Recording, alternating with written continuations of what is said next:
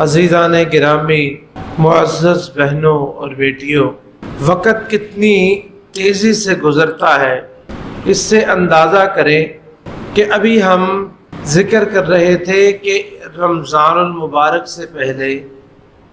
ہمیں کیا کرنا چاہیے۔ یہ بیان ہوا، رمضان آیا، 4 جمعے رمضان کے بھی گزر گئے، اور آج وقت ہے کہ رمضان کے بعد ہمیں کیا کرنا چاہیے۔ یوں سمجھے کہ یہ ہماری زندگی ہے کہ ہم نے موت سے پہلے کیا کرنا ہے، اور جب موت آ جائے گی تو پھر بعد میں کیا ہوگا۔ میں یوں ہی سمجھے اسی طرح زندگی ہے، اور کتنے لوگ اس دوران اس دنیا سے گئے، ان کا وقت ختم ہو گیا، ان کی مہلت جو اللہ رب العزت نے دی تھی وہ ختم ہو گئی۔ اسی طرح ہماری زندگی ہے، آمد ہوتی ہے، عقیقے ہوتے ہیں، اور پھر زندگی گزرتی ہے، پھر وفات ہوتی ہے، اور ختم، قصہ کہانی سارا۔ اسی طرح انسان کی زندگی ہے۔ جیسے اللہ رب العزت نے سورہ یاسین میں فرمایا نا کہ تمہارے لیے اس میں عبرت ہے، کہ جس طرح ایک چاند کا اللہ رب العزت نے ذکر فرمایا کہ نکلتا ہے اور واپس کل عرجون القدیم ہو جاتا ہے، جیسے سوکھی ٹہنی ہوتی ہے۔ اسی طرح دیکھیے رمضان المبارک کا چاند طلوع ہونے کا انتظار ہوا حتیٰ کہ وہ غروب ہو گیا اور نیا چاند آ گیا، شوال کا آ گیا۔ اسی طرح ہم ہیں، ہم جائیں گے، کوئی اور آ جائے گا ہماری جگہ پہ،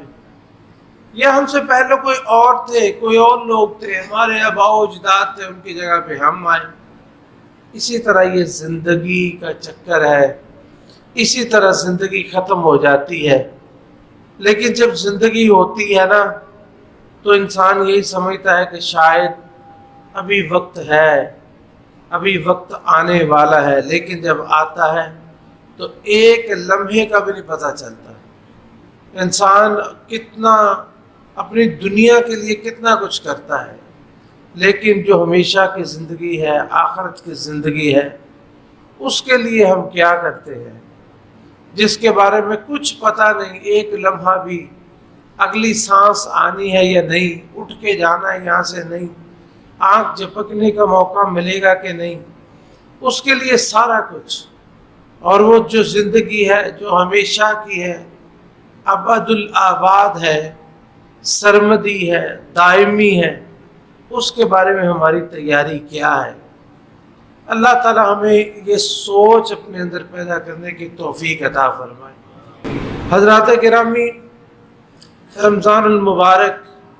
خیرات کا، نیکیوں کا، اعمال صالحہ کا مہینہ تھا،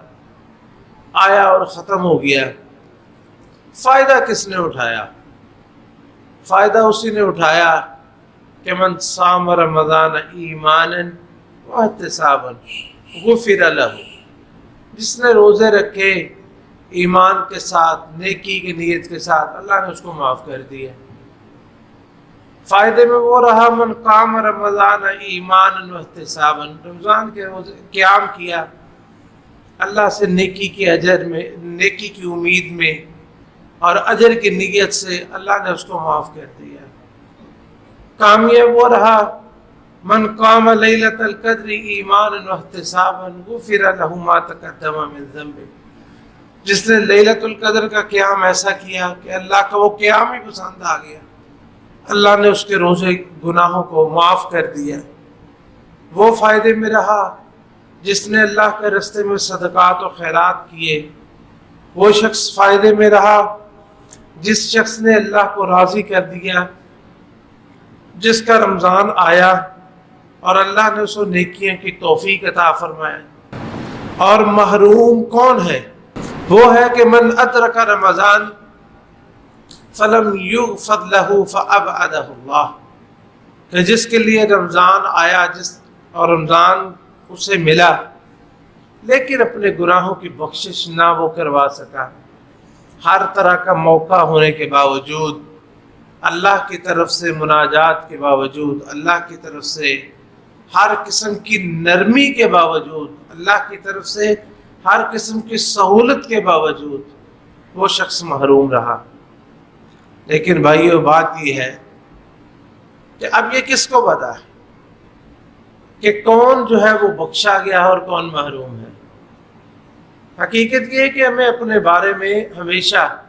یہی سوچنا چاہیے کہ ہمارے اندر ایک کمی ہے، ہمارے اندر کوتاہی ہے، کیونکہ ہم اللہ رب العزت کا حق تو کبھی بھی ادا نہیں کر سکتے۔ جس طرح نبی کریم صلی اللہ علیہ وسلم نے فرمایا نا کہ اگر کوئی شخص پیدا ہوتے ہی سجدے میں گر جائے، ساری زندگی اسی طرح گزار دے، بڑھاپا آئے اور بڑھاپے کی شدت کی وجہ سے اس کا انتقال ہو جائے، فوت ہو جائے، تو روز قیامت وہ اپنی اس ساری عبادت کو حقیر سمجھے گا۔ وہ سمجھے گا کہ یا اللہ میں نے تیرا حق ادا نہیں کیا، لیکن ایسا کرنا ناممکن ہو نہیں سکتا۔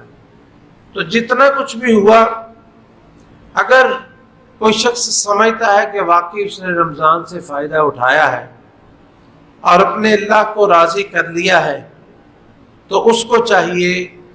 کہ وہ اس پہ ثابت قدمی دکھائے۔ وہ دیکھیں، جس طرح کہتے ہیں نا کہ کسی عمل کی قبولیت کی علامت یہ ہوتی ہے کہ انسان کو اللہ تعالیٰ اس عمل کے بعد اس عمل پہ استقامت نصیب فرماتا ہے۔ جسے کہتے ہیں کہ الحسنۃ تنادی اختہا، ایک نیکی دوسری نیکی کو بلاتی ہے اور ایک گناہ دوسرے گناہ کو بلاتا ہے۔ نیکی نیکی کو دعوت دیتی ہے اور گناہ گناہ کو دعوت دیتا ہے۔ اگر کوئی شخص یہ دیکھنا چاہتا ہے کہ واقعی رمضان المبارک سے اس نے فائدہ اٹھایا ہے، وہ رمضان کے بعد اپنی حالت پہ غور کرے۔ اگر تو رمضان کے بعد بھی نیکیوں میں وہ مصروف ہے اور واقعی اس کی تربیت اسی طرح ہوئی ہے جس طرح ہونی چاہیے، یہ رمضان تو ایک تربیت تھی۔ جس طرح دیکھیں نا کہ کوئی شخص 4-5 سال لگا کے MBBS ڈاکٹر بنتا ہے، اس کے بعد پھر وہ کوئی اسپیشلائزیشن کرتا ہے، یا کوئی بھی شخص تعلیم حاصل کرتا ہے اور اس پہ پریکٹس کرتا ہے، اس نے اس پہ ساری تربیت مکمل کر لی، لیکن جب عملی طور پہ فائدہ حاصل کرنے کا موقع ہے تو وہ کچھ بھی نہ کرے، تو اس کی تعلیم کس کام کی؟ مثلا ایک شخص ڈاکٹر بنا ہے اور اس نے اسپیشلائزیشن بھی کر لی ہے، اور اس پہ جو جسے کہتے ہیں کہ وہ جو ہسپتال میں اس نے تربیتی طور پہ سارا کام بھی کر لیا ہے، اور اس کے بعد پھر وہ کریانے کی دکان کھول کے بیٹھ گیا، یا گھر میں فارغ بیٹھ گیا، یا کوئی کام نہیں، اس نے محنت مزدوری شروع کر دی، تو مجھے یہ بتائیں کہ اس کی محنت کا، اس کی مزدوری کا کوئی فائدہ ہوا؟ تو اسی طرح جو شخص رمضان المبارک میں یہ اسپیشلائزیشن عبادات میں کر لیتا ہے، اور رمضان آتا ہے، قرآن کریم بند، نمازیں ختم، اور اللہ رات کا قیام ختم کر دیا ہے، تو مجھے یہ بتائے کہ وہ رمضانی تھا یا مسلمان ہے؟ اس نے رمضان کی عبادت کی ہے یا رب کی عبادت کی ہے؟ کیونکہ اللہ رب العزت تو 12 مہینوں کا رب بھی ہے نا۔ ان عدت الشہور عند اللہ 12 شہرا، اللہ نے 12 مہینے بنائے ہیں اور 12 مہینے ہی اللہ کی عبادت کے لیے ہے۔ یہ رمضان تو خصوصی ہوتا ہے کہ اس میں زیادہ عبادت کی جائے، تربیت اس میں زیادہ ہو جائے، ٹریننگ اس میں زیادہ ہو جائے، زیادہ موقع اس میں مل جائے،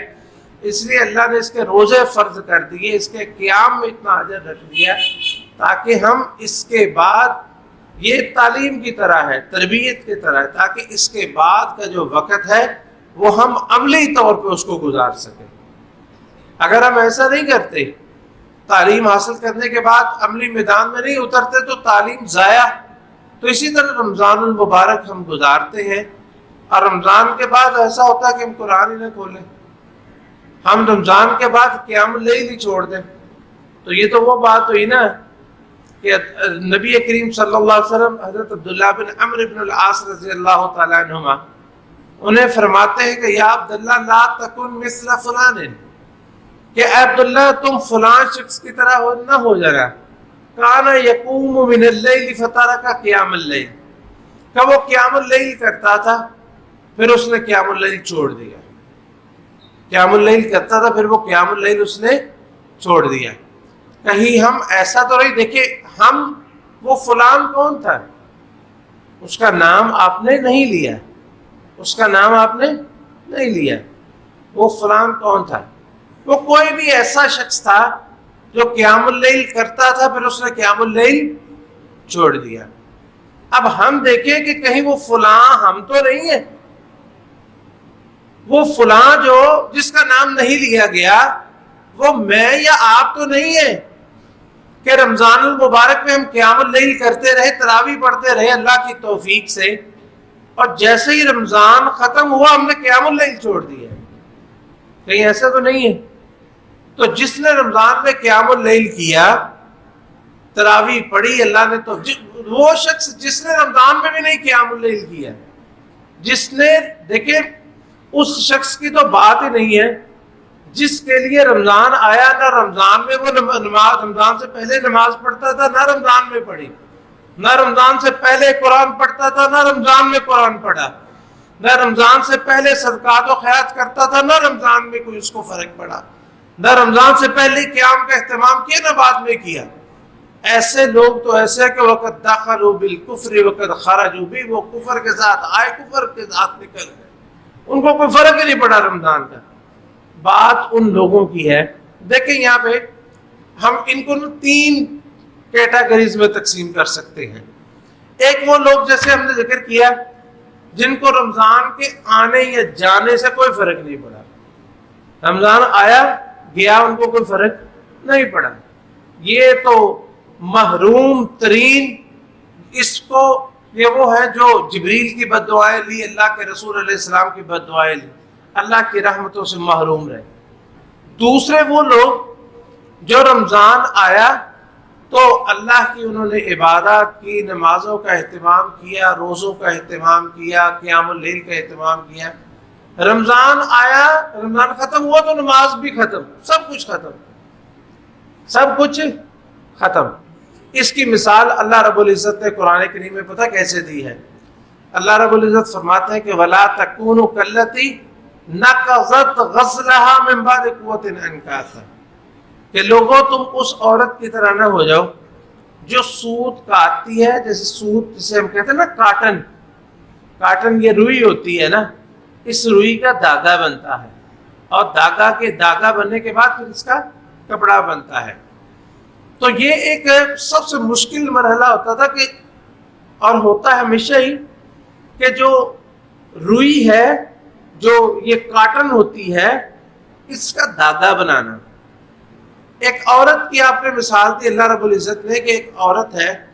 وہ بڑی محنت کے ساتھ وہ چرخہ چلاتی، چرخہ آپ کو پتا ہے وہ ہاتھ کے ساتھ چلتا ہوتا تھا، ہاتھ کے ساتھ چلنے والا چرخہ ہوتا تھا، اور ایک ہاتھ سے وہ چلاتے تھے، دوسرے ہاتھ سے پکڑ کے اس کا دھاگا بناتے تھے۔ وہ ایک دھاگا کیسے مشکل سے بنتا ہے، وہ اس نے بہت سارا سوت لیا اور اس کا دھاگا بناتی رہی، اور اب کیا ہوا، دھاگا مکمل تیار ہو گیا، اب اس کو بازار میں جا کے فروخت کرنا ہے اور اپنی ساری محنت کی کمائی اس سے حاصل کرنی۔ لیکن وہ عورت ایسی بے وقوف عورت ہوئی کہ جس نے ساری محنت کی، ساری کوشش کی،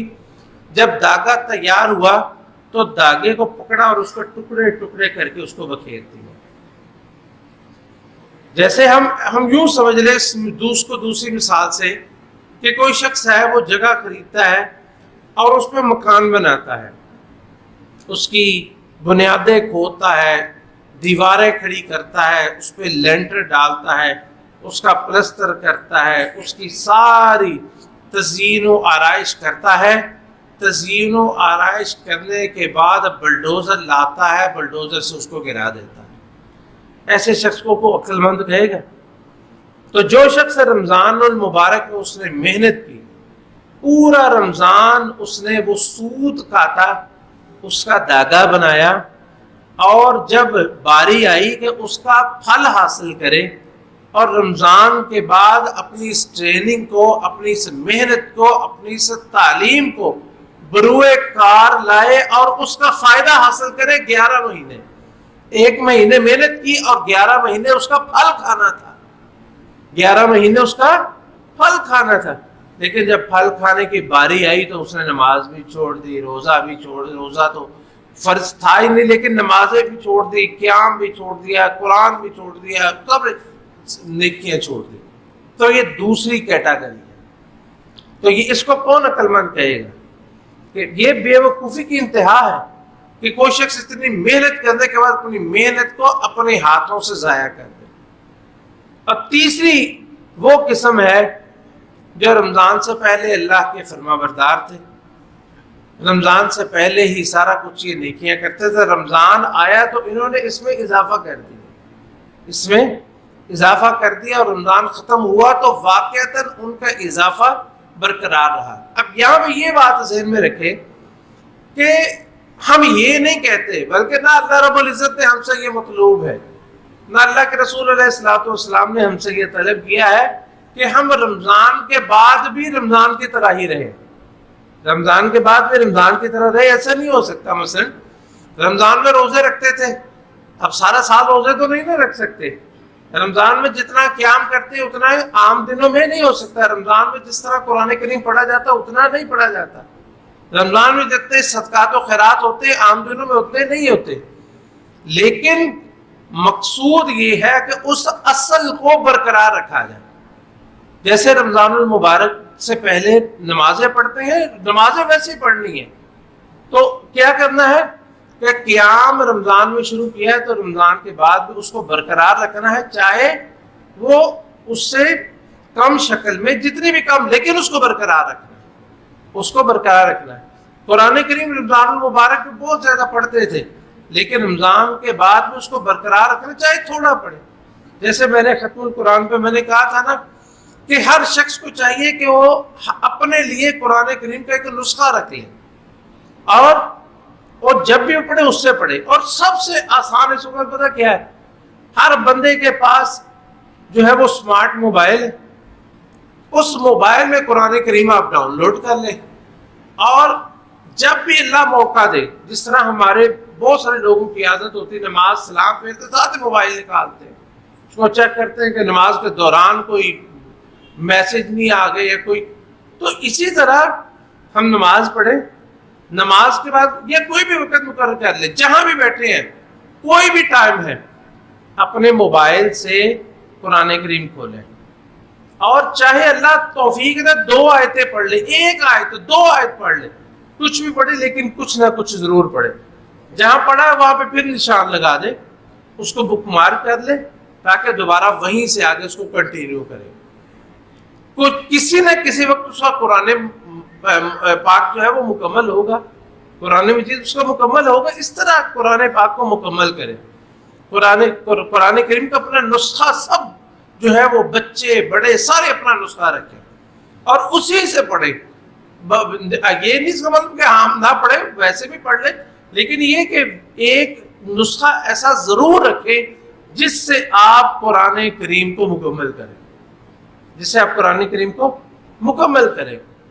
تو اسی طرح کچھ نہ کچھ اپنی عبادات میں سے ضرور جو ہے وہ اس کو مقرر کریں کہ یہ ہم نے رمضان میں کی تھی، اس کو ہم نے برقرار رکھنا۔ اور جو شخص جو ہے محروم رہا، رمضان میں بھی محروم رہا اور اب بھی محروم ہے، تو اس کو چاہیے کہ اب بھی توبہ کر لے، اب بھی توبہ کر لے، کیونکہ ابھی بھی توبہ کا دروازہ بند نہیں ہوا۔ جیسا کہ نبی کریم صلی اللہ علیہ وسلم نے ارشاد فرمایا کہ ان اللہ یقبل توبۃ العبد ما لم یغرغر، کہ اللہ تعالیٰ کسی بندے کی توبہ اس وقت تک قبول کرتے ہیں جب تک اس کی جان یہاں حلق میں نہیں آ جاتی، یا یہ کہ جب تک سورج جو ہے وہ مغرب سے طلوع نہیں ہو جاتا، تب تک توبہ کا دروازہ کھلا ہے۔ وہ لوگ بھی جنہوں نے رمضان المبارک کو بھی ضائع کر دیا ہے اور اس سے پہلے کی زندگی بھی برباد کر بیٹھے ہیں. اللہ رب العزت کی اتنی رحمت ہے کہ اللہ رب العزت نے زندگی باقی ہے تو ان کے لیے بھی توبہ کا دروازہ بند نہیں کیا. دروازہ توبہ کا ان کے لیے بھی کھلا ہے کہ یا عبادی الذین اسرفوا علی انفسہم لا تقنطوا من رحمت اللہ ان اللہ یغفر الذنوب جمیعا. کہ اے وہ لوگوں جو اپنے آپ پہ زیادتی کی انتہا کر چکے ہو، اللہ کی رحمت سے اب بھی مایوس نہ ہو. اللہ تعالیٰ کے ہاں توبہ کا دروازہ کھلا ہے، اب بھی کوئی معافی اللہ سے مانگ لے. ان اللہ یغفر الذنوب جمیعا. اللہ رب العزت سارے کے سارے گناہوں کو معاف فرما دیتا ہے. اللہ تعالیٰ ہمیں نیکیوں پہ ثابت قدمی کی توفیق عطا فرمائے اور برائیوں سے اللہ تعالیٰ ہمیں محفوظ فرمائے، توبہ کرنے کی توفیق نصیب فرمائے.